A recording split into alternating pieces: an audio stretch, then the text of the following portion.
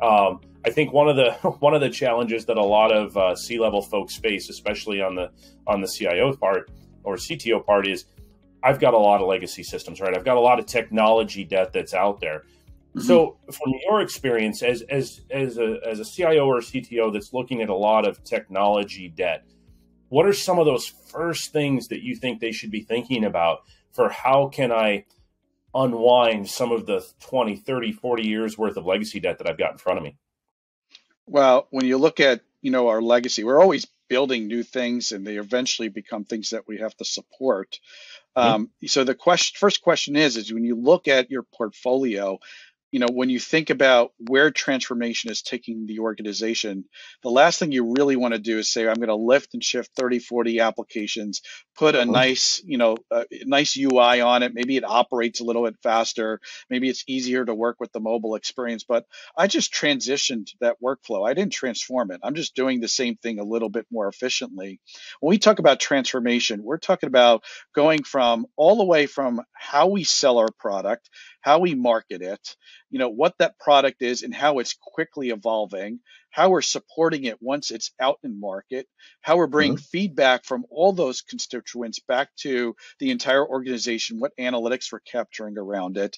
And those are not things that we were doing 5 or 10 years ago. I mean, we were doing it in little bits and pieces with point solutions that, gave us a little bit of the analytics and so forth. But now I want the entire organization to look at this information and say, okay, we are developing consensus about some of the things that we need to do differently.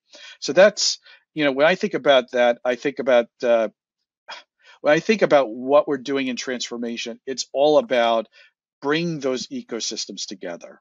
And when I think about tech debt, when I say, okay, I'm going to do all this, I'm going to start picking platforms out, how am I going to avoid creating the next set of technical debt? That's really where a lot of the no code and integration comes in. I look at the level of expression I have to do to accomplish something in technology.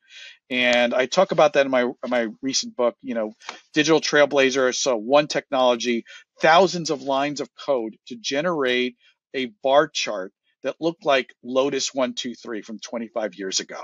Okay, thousands of lines of code. Why? Because that platform was giving me tons of flexibility, but at a huge cost, right? I had to really develop a lot of code to be able to support something that the business was asking me to do. And yes, I equate thousands of lines of code with larger amounts of tech debt to support later on.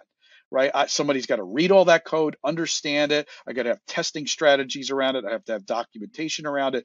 Now I go to a no-code platform, and maybe that thousands of lines of code is completely built using visual paradigms. Maybe it's self-documenting.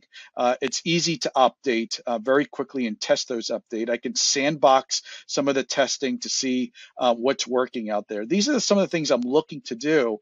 And CIOs who haven't seen it before need to get involved looking underneath the hood of no-code technologies and see what it does differently than the world that we grew up in, which is very code heavy, very integration heavy, and quite frankly, for a lot of things that we're doing today, slowing us down. So it's going to create a new paradigm for us when we pick platforms that support the velocity that our business is asking us to execute to.